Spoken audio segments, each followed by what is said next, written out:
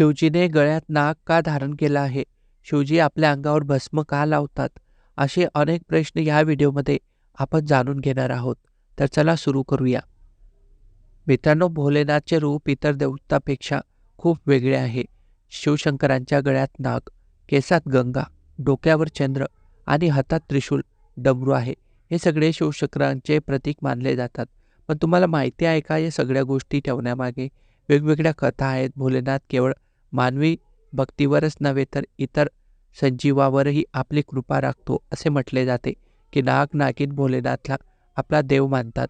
भोलेनाथच्या गळ्यात नागाची माळ गुंडाळली जाते. त्यामागील एक कथा आपण इथं बघूया.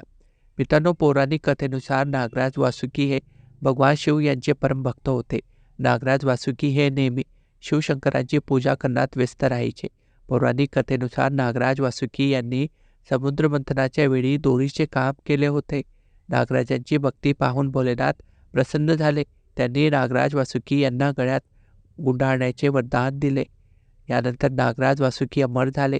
नागपंचमी हा सण पवित्र श्रावण महिन्यात साजरा केला जातो. या दिवशी मंदिरामध्ये नागाची विशेष पूजा केली जाते. या दिवशी नागाची पूजा करण्याला विशेष महत्त्व आहे. या व्यतिरिक्त कुंडलीतून काल सर्पदोष दूर करण्यासाठी अनेक विशेष उपाय केले जातात. नागपंचमीच्या दिवशी लोक सापाची विधिवत पूजा करतात. मित्रांनो, भगवान शिव हे सर्व देवतांमध्ये श्रेष्ठ मानले जातात. त्यामुळेच त्यांना महादेव म्हटले जाते. म्हणून भोलेनाथची पूजा करताना सर्व गोष्टीचे रीतसर पालन करा आणि भगवान शिवशंकरांची भक्ती करा.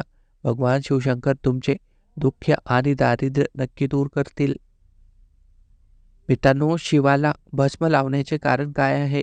भगवान शिव आपल्या शरीरावर भस्म लावतात. याचे नेमके कारण काय आहे? तर मित्रांनो, शिवभक्त ते भस्म टिळा म्हणूनही लावतात. कधीकधी शिवभक्त आपल्या डोक्यावर ते भस्म टिळा म्हणून लावतात. आपण बघितले असेल. मित्रांनो, एका आख्यायिका प्रचलित आहे की जेव्हा सतीने रागाच्या भरात स्वतःला अग्नीच्या स्वाधीन केले होते, त्यावेळी महादेव तिच्या मृतदेहासह पृथ्वीपासून आकाशापर्यंत सर्वत्र फिरत होते. त्यांची अवस्था भगवान विष्णू यांनी पाहवली नाही. त्यांनी माता सतीच्या पार्थिवाला स्पर्श करून त्याचे राखेत रूपांतर केले. महादेवाच्या हातात फक्त राख राहिली. हातातील राख पाहून शिवजी अस्वस्थ झाले आणि त्यांनी ती राख सतीच्या स्मरणार्थ आपलं संपूर्ण अंगावर लावली. अशा प्रकारची एक आख्यायिका प्रसिद्ध आहे.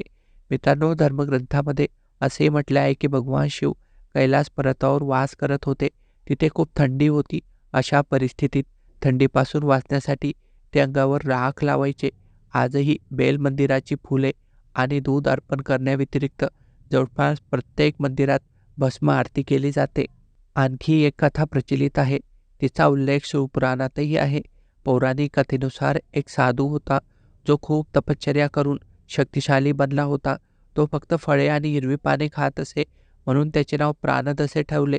त्या साधूने आपल्या तपश्चर्येने जंगलातील सर्व प्राण्यावर ताबा मिळवला होता.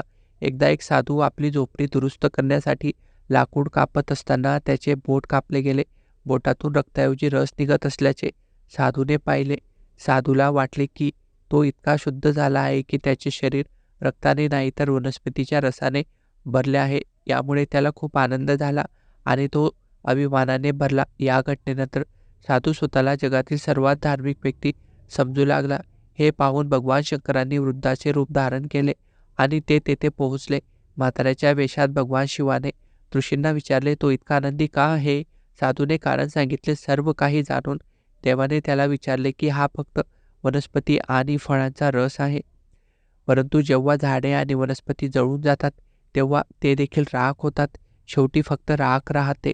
भगवान शिवाने वृद्धाचे रूप धारण केले आणि लगेचच त्याचे बोट कापले आणि मग त्यातून राख निघाली. त्या साधूला जाणवले की ती स्वतः भगवान त्याच्या समोर उभे आहेत. ऋषींनी आपल्या अज्ञानाबद्दल क्षमा मागितली. असे म्हणतात की तेव्हापासून भगवान शिवांनी आपल्या भक्तांना हे नेहमी लक्षात राहावे म्हणून त्यांच्या शरीरावर भस्म लावायला सुरुवात केली. शारीरिक सौंदर्याचा अभिमान बाळगू नका. अंतिम सत्य नेहमी लक्षात ठेवा. असा यातून आपल्याला एक संदेश मिळतो. मित्रांनो, भगवान महादेवाचे अनेक नावे आहेत. त्यातून 108 नाव विशेष महत्त्वाचे आहे.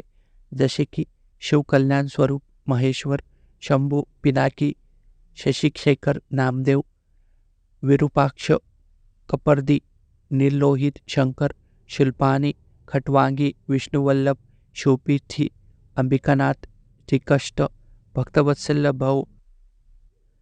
तर भगवान शिवाची अशी अनेक नावे आहेत. तुम्हाला जर हा व्हिडिओ आवडला तर व्हिडिओला लाईक आणि चॅनलला सबस्क्राईब नक्की करा. धन्यवाद.